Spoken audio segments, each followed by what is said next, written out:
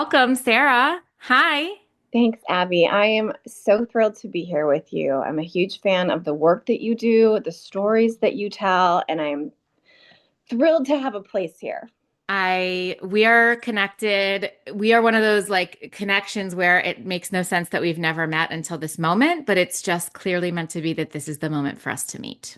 It is so the moment. We have so many dear friends in common and Yes. very shared experiences that are really precious and lovely. And I can't wait to meet you in person quickly soon. Same, same. Well, I can't wait to see your lips in person. So let's start there because you're the lip maven. Like you are the queen of lips. Thanks, And Abby. I have so many thoughts, feelings, questions, and then of course we'll get into some of your medical stuff because your personal story is fascinating. Why don't you start by telling us how you ended up as the lip queen? Well, thank you for that title. That's incredible. Um, so I started with the lip scrub, this baby right here in my kitchen. I made the first ever lip scrub in my kitchen in Why? 2005. Why were Man, you? literally zero existed. Mm, No lip scrubs existed. So I went to my computer in 2005. This was 20 years ago. Googled lip scrub because I wanted a scrub for my lips. No results, Abby. Like Google returned Zoop's results. So I um, printed that paper out. I got full body chills. You know those chills you get when something is a yes? yes. Full body chills. And I said, okay, if this product doesn't exist, I can make it in my kitchen. I know I can. I know what I want. I want sugar. I want juicy oils. I want to take that dead skin off. I want my baby smooth skin to come through the same way it would if we were exfoliating our bodies or our faces or our feet or our hands. So it was really first to market and it was just out of necessity. And had you ever been in the beauty space already? Where did this like were you a concoction maker? Like where did this even come from? So what I was, well, I can remember the first thing I was not in the beauty space. Okay. I worked at ESPN in Connecticut. That was my background, was broadcast journalism. Um, what I do remember was being five and bringing my strawberry lip smacker to Catholic school and being told I couldn't wear it because it was makeup and saying, no, it's no different than medicine. Because I had it right next Amazing. to my little cherry sucrets for my sore throat, and those were Sure. my two things that I needed. And so I think I've been lip obsessed Your forever, whole life. I mean, as long as really. I can remember. Wow. In terms of beauty, though, yes, I am. I'm wearing no makeup today. I am in full mom carpool Gorgeous. room mom stuff. That's my day today. So I'm wearing no makeup, but I've always loved lips and I've always loved beauty. Mm. So when I worked at ESPN, I would go home and I say that I was inspired by how uninspired I was. I Mm. love that company. I love sports. I really do, Abby. And I had this great job at this great company. My coworkers would go home from ESPN and they would watch every single thing that we made on TV. They'd read all of our, every piece of media that ESPN made, they would consume in 2005. I went home at night and I got into a bubble bath and I used 19 products and lit candles and read Allure and In Style and Martha Stewart. And I just really girled it up. Yeah. We're Um, so similar in that way. You and right? I. Like the Yeah. self care. Yes. Bath every day. I'm a bath every day. Abby, I'm a bath every day girl too. Yeah. I am every day, even if it's just, I just took a bath this morning and it was like a Yeah. 5 minute bath because I have my daughter Totally. and my cats with me. I need it. I find I need it it. cleansing either in the day to get my day started or at night to remove myself from the day. Like the water is so healing. Like I sometimes totally just a 5 minute bath, but I need it every day. And my body Um, like craves being enveloped in the water. It's like a whole thing. Abby, I'm so with you. I'm Yes. the same. And I also say it's the one time where we're not on our phones. Yes. We're not being distracted. The water just soothes and I believe heals me. And Same. it's my safe place. So Amazing. I love that you're this. Okay, so you're in your kitchen, Yeah. you're making the lip scrub, Yeah. and how does it get to other people? How does it get out? Yeah. So I bring it to five small boutiques, really small female owned boutiques in Los Angeles. um, where I know that the buyers are the owners. It's the same woman. You know, there are 5 women who've put their heart and soul into these 5 small stores, and they don't have anything like my lip scrub because they're done, they don't Doesn't exist. So exist. I took 2 days in LA, a Saturday and a Sunday. I met with these women, and all 5 of them bought from me. They wrote me checks on the spot, which I am certain I cashed in for like gas money or Right. for more to buy more sugar, you know. Right. Right. I should have framed them, but that was it. And I made a deal with each of them. I said, if any celebrity that we love, a reputable celebrity comes in, tell them it's a gift from you and from me, give them whatever they want, and I will pay you back in product double. I was making the product at home, Abby. Like I was literally making it with mixing bowls and spatulas and going to Whole Foods and Trader Joe's and getting all my ingredients and mixing it. And yeah, it really it took off. And what happened was this in 2006, Reese Witherspoon, in 2005, Reese Witherspoon bought the product. And then she kindly let us use her name in 2006. Amazing. People magazine did a story on it. Reese Witherspoon, my little homemade scrubs, and the website crashed. And I guess today, I mean, this is where I'm dating myself. I'm 45, but this is where we'd say it went viral. Right. You That was know, like that the is, OG viral, the OG.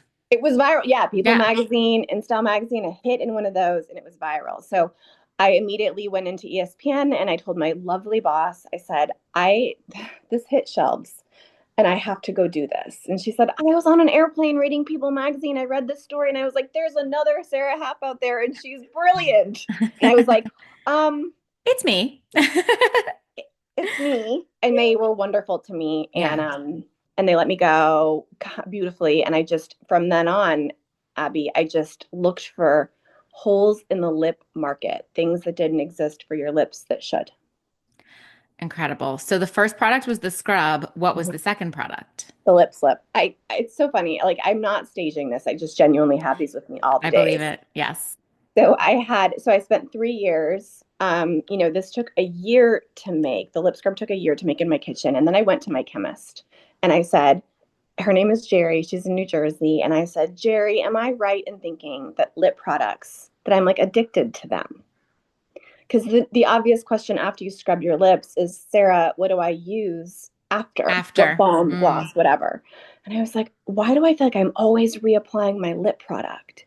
And I did a deep dive, went really nerdy, um, and read about all of these ingredients that are in most lip balms and glosses and lipsticks and lip products. And I was like, oh, these seem horrible for your skin. Hmm. So I asked my chemist, I said, what if we took out these 8 ingredients that seem really bad? And what if we infused them with these oils? And then what if you and I talked through some magic? And she said, Sara, I'd get to use my chemistry degree for the first time in lips. Oh, amazing. How did you even get to Jerry? Like, who got you a chemist? You know what? I banged down doors. I went to so many labs and some of them laughed at me. They called me adorable. I was 25 Yeah. and they were like, you're adorable, or we don't want to make a lip scrub because if we make product for very large companies and um if this was necessary, we'd already be making it. And I was like, Mm. what if it's white space? What if Mm. it's a hole in the market? Soccer moms got me into my lab. I took it to a man in New Jersey and I said, take this home to your wife. You may not believe me, but take it home to your wife this weekend. Give it to all her girlfriends at soccer. If they don't love the lip scrub, if they don't love it, don't call me back. Monday, he calls and he says, Sara, I'm embarrassed to say that I have to make this now because all of the moms went nuts. I just love, I mean, this is mind blowing from an entrepreneurial perspective. Like these are the stories you hear about, with literally banging down doors. I love it. I bang down doors. And, so many of those labs now, these giant labs, these giant companies, like they knock us off all Yeah. the time Of now. course. Of course. Um, Which and is it like started happening. flattery, but also F yourself. No, I'm just kidding. It's Um, pretty annoying, but we're yeah. like, all right, we're going to keep outpacing them. We're going to keep putting out first to market product. And Yeah. I'm going to know that what we make truly, truly works. So you're not going to be addicted to your lip balm or your lip scrub or your lip And it's gloss. clean. I mean, most It importantly, is. for me at least, It is. it's clean. It's the best of science, the best of nature. I have an 11-year-old and kids eat this stuff. Yes, It's not edible. I am not saying eat it. I'm not saying 100%. that. I'm just saying we're very conscious of our bodies. Hmm. Yeah. Okay, so this guy buys it, and then this is a couple years in. Are you bootstrapping still? Are you are you paying for life with this money? How is it turning into your business? I'm bootstrapping. I'm bootstrapping. And I raised a really small amount of money from um, friends. I went to USC, University of Southern California, here in LA, and I raised a really small amount, just enough to turn my factory on. And I said, this first PO is going to fund everything. So, for 19 years, it was just bootstrap, bootstrap, put all the money back into the company, put all the money back into the company. Incredible. And is your It was factory? exhausting. I'm sure. Like, how were you doing it? And you had a It was, child at this point. You what? started, Yeah, it was hard. And what the advice I would give to women today, Abby, is at the time in 2005, there were not female investors. Today, we have so many venture capitalists that invest in female founders. So that wasn't the case. Females still get, something like, gosh, less than 2% of yeah, venture capital money goes to women, and it's probably less. Not to mention any woman of any color, like, right? Any BIPOC woman is going to be even less than that 2%. right. Um, so it's a very big problem, but there are female investors out there that are bullish and that are there to invest in women. So I would say take on a partner, like really take on a partner and take on a partner. It's a marriage, but there are so many women here in LA that I would marry who are fantastic Sure. investors who care so much about getting females in the right spaces. I love that. Okay, so talk to me about your path to motherhood while your business is blossoming. Okay, so this is where I love your work so much. Thank you. Gosh, I kind of feel like my path to motherhood started when I got my period. Mm, Um, I got my period when I was 12, hmm. and I had raging cramps that would have me like I'd literally bring a heating pad to school, to sixth grade or fifth grade, and I would sit there with a heating pad hooked up to a wall with my desk moved against the wall. And at the age of 18, I was diagnosed informally without surgery because I was in college and I didn't want to have surgery with endometriosis. So I pretty much knew, and my mom had gone through 6 years of full infertility Mm. after she had me. She had my brother, she had me. She was very healthy, but she was completely infertile for 6 years. Miraculously birthed three children after Oh me. my God. Yeah, I have three little sisters who are miracles because she was clinically infertile for 6 years. Um, so in my mind, Abby, I kind of always felt like, okay, I have endometriosis. It is raging, and I don't want to have surgery because it can come back. It's a beast. Um, and I didn't. But it was pretty weird to go a good 11 years without being pregnant in the years that I could have very easily been pregnant. Right. Um, at the age of 34, I miraculously became pregnant with Julia, Mm. who jumped through. She's a miracle. She jumped through every hoop. I have no idea how she got here. I Mm. know that I had a radical hysterectomy last year. Okay, we'll get to that. Yeah. And my doctor went in, and the photos that my surgeon, her name is Elena Rodriguez, and she is here in Los Angeles. The photos that she came out with, my uterus was a graveyard. She called it a graveyard. Mm. It was cysts and tissue, and, just it was dead. It was dead. It was the opposite of what a healthy uterus should look like. So she said, this is the worst case I've ever seen. And she specializes in endometriosis.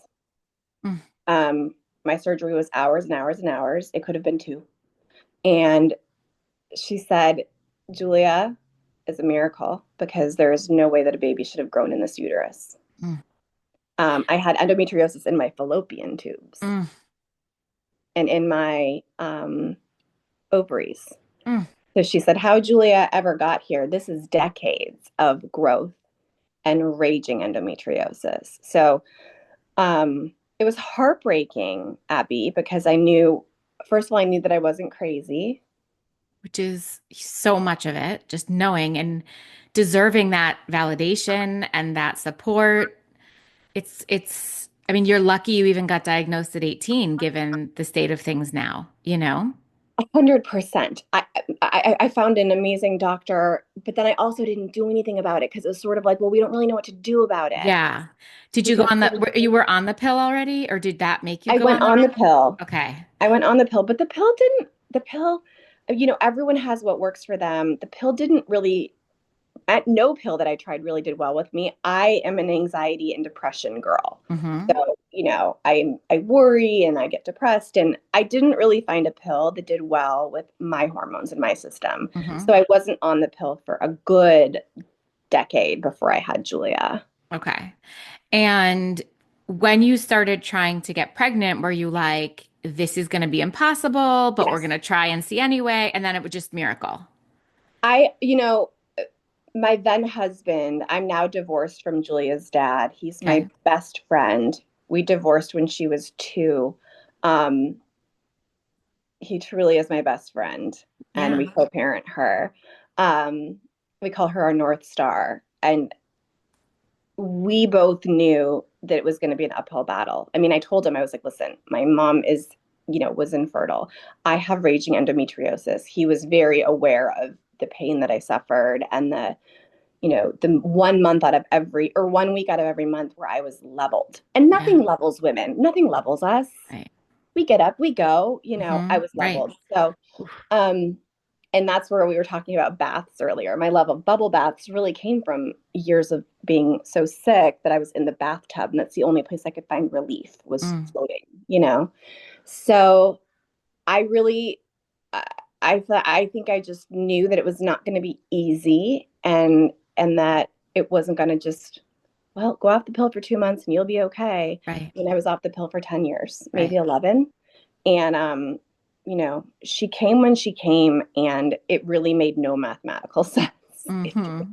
She's a She came miracle. complete shock. Yeah. So after Julia, I mean, you guys, it sounds like got divorced soon after, or at least separated soon after. So was Yeah. there ever like I wish I could have another one? Should we even try? Or did it just, you were like, this is our miracle and let's move on from this arrangement kind of thing? I think I was like, this is our miracle. Let's move on. I also suffered from hyperemesis gravidarum for Mm, 9 months. mm.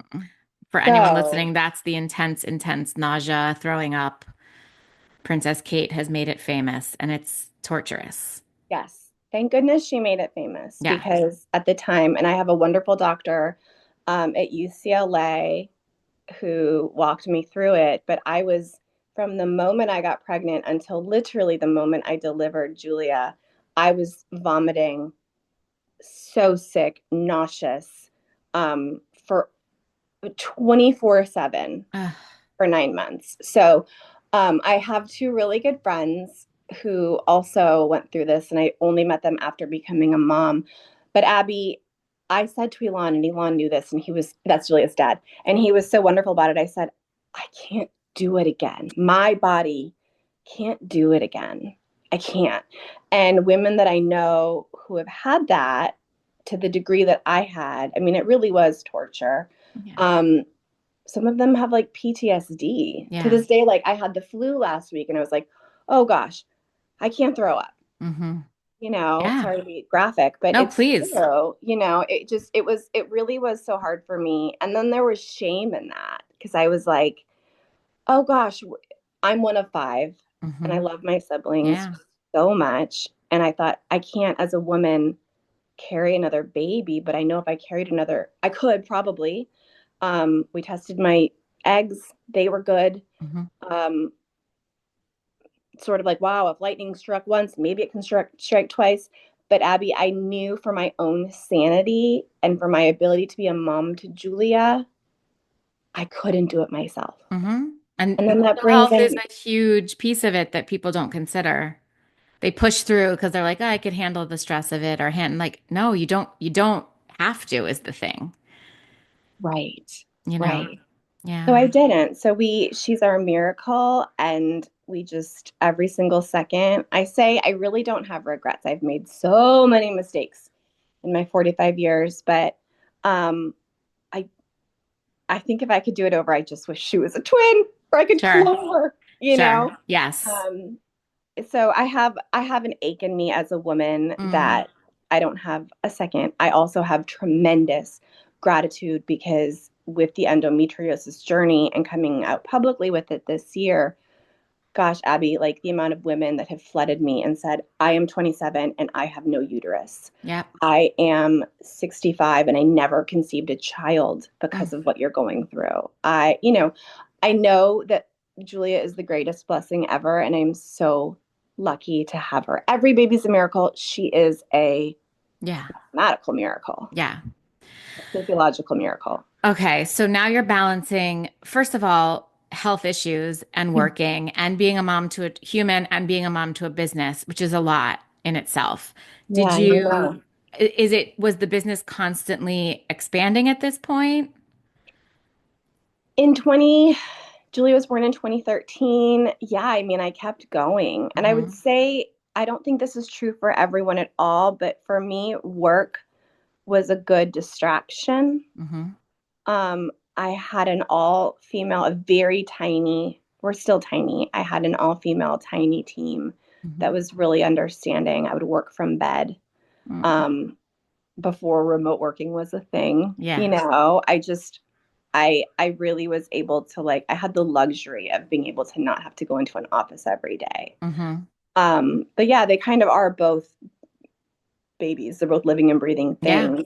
So for a good, I would say, year and a half, no, the business didn't grow. I just kept it alive. I Yeah. was in survival mode, which as a, like, moms know that first year anyway, you're in survival mode no matter what. Sure. Of So I course. just kept my business in survival mode and we were doing fine. And I kept my baby, alive. Alive. Did the best I could. Yeah. But yeah, if you look at the numbers, Sure. no, 2013 and 2014, we were flat. But you kept your business alive, which is a big deal. Thank you. Thanks. Yeah, it is. My Thank God. you. So, did pregnancy help your endo at all? Because they do say it can relieve symptoms, but I feel like then you get a whole slew of other ones. Yeah, right. So pregnancy did relieve my mom's endometriosis. Mm. Um, so I was looking forward to that. It did not. Sadly for me, I wish I could deliver a more hopeful message. For me, it made no difference. Mm. And I'm going to double down and say that it made it worse. Yeah. And I don't know why. I think it was more looking at my surgery results. I think it was just so raging that nothing Yeah. was going to stop it. No hormones, no birth, no, it was just raging and it was going to keep raging. So it did not help. I do know women who did experience relief after pregnancy.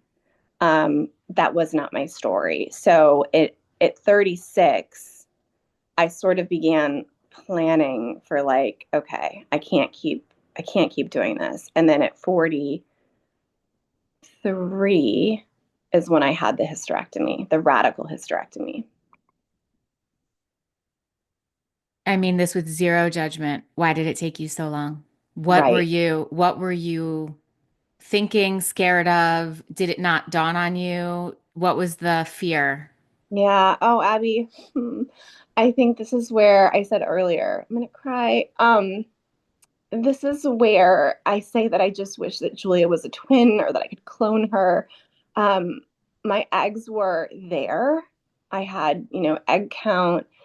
I think a part of me sort of felt like, well, I'm 36, I'm 37, I'm 40, I'm 41. Perhaps I could still have a child. There was still the hope there. Yeah, like knowing that I'd done it once, it was like perhaps I could do it. Perhaps there's a way. I kind of wanted to keep the door open. Um, and I think something around 42, 43, just knew that it wasn't going to happen. Hmm. It wasn't going to happen. And I really needed to make peace over years with like my baby being an only child. Mm-hmm. That's the truth. No one's ever asked me that. Sorry. No, it's But beautiful. thank It's you. so beautiful, but it's true. No one's ever asked me that. And I think people presume like the divorce is the reason, like, oh, you got divorced and then you only had one child. No, I know plenty of women who have had babies with their partners or had babies alone or, gone through all different types of surrogacy or IVF or whatever it is to get it done. I think part of me just really sort of always held on to that hope of like maybe my fertility is there and maybe there is a second waiting. Um, and I think at some point I had to just surrender that and say, no, I have one. I have Mm. one and I'm lucky for her. And also my body needs relief. My body needs relief. And that, Abby, you asked if childbirth gave any relief from the endometriosis. I mean, I've now been living for a year and 4 months without my uterus, without endometriosis. The relief, Abby, is I don't even know how I lived all those years with Yeah. the pain, the sickness, you know, I was leveled by the Yeah. pain. Childbirth was nothing, honestly. 17 hours of labor was like nothing compared to endometriosis. They were like, let's make sure she's comfortable. I'm like, oh, please, this is like checking into a hotel for me, Mm. Right. Um, Well, that's why I asked, because I think also holding out hope makes total sense. Like, of course. But knowing that you've closed that chapter for your body is also very powerful and healing and really a brave decision that a lot of women don't make, yeah. And you know? I think that as a woman, you somehow feel like we're really good at suffering. We're good at pain tolerance. We're good at it, but it doesn't mean that you need to do it. It Right. doesn't mean I really did choose myself. And my mom said the most gorgeous thing to me. She said, Sarah, your uterus served its purpose. It was the perfect home for Julia. And now you can let it go. Yeah. And I did. And I think it also just really that closure, we all know closure's good. The unknown is hard. Yeah. And the closure of it was just like, okay, we're done. And we just went through sex ed with Julia. She's in fifth grade now. And we talked about uteruses. And Julia was like, my mom doesn't have one. And I was like, correct, baby. Yeah. And Yeah. so she knows and I know. And but the relief of it, Abby, is something I wish for every woman that has endometriosis or who has cysts, fibroids, any kind of those fertility blockers, those things that can really affect our ability, our female wellness. Um, and also, let me be clear, you can go in and you've covered this. You can go in and have a laparoscopy and try to remove the endometriosis. You really Right. can. Hmm. There are other ways. You do not have to remove your uterus and your cervix. You don't have to. I went under and I told my surgeon I trusted her so much. I said, you go in there and you remove whatever you find. Hmm. I really did waive my rights. Her goal was to preserve my ovaries for hormonal reasons. Yes. But I said, Dr. Rodriguez, I trust you. You've been with me for a decade. You go in there and you take out whatever you find And so that you she was don't like, like. we're taking the whole thing. Everything. She did preserve my ovaries amazingly. But I was ready for those to be gone. And the most gratifying and I think uh, validating thing that I heard when I woke up from anesthesia, it's like that. You don't know Yeah. what happened. Yeah. It's like you fell asleep and you Yeah, suddenly it's the woke up. best nap. Yeah. It's the greatest nap. I Yeah. do recommend 10 Yeah. out of 10. Um, I said to her, she woke me up and she was the first face that I saw. And I just love this woman so much. She also makes me cry because I just love her so much. She she's in Torrance, by the way, for anyone in Los Angeles. Elena Rodriguez is in Torrance, and she is just an angel who hides her wings in her surgical tools. But she said, I said, Dr. Rodriguez, did you find anything? And she said, oh, baby, we found everything. Mm, And I just burst into tears. I mean, drugged up opioid tears, but sure. I burst into tears because part of me thought, am I crazy? Is this Yeah. pain all in my head? Is it not that bad? And I'm Right. just crazy. And she said, oh, baby, we found everything. Mm, mm. So I mean, it's crazy because we are conditioned, and this is finally changing now because people like you tell the stories, but we are conditioned to think we're crazy. It's not that bad. Maybe this is how it's supposed to be.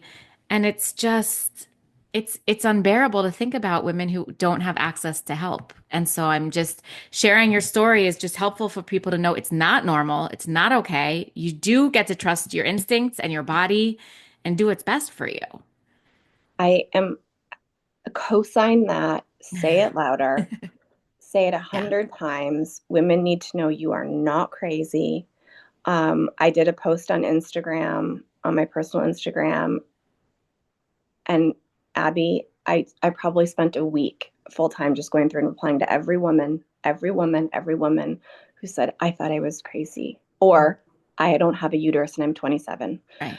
Um, and I just want women to know you're not crazy. Your intuition, I do believe that women are born with intuition that is so strong about so many things.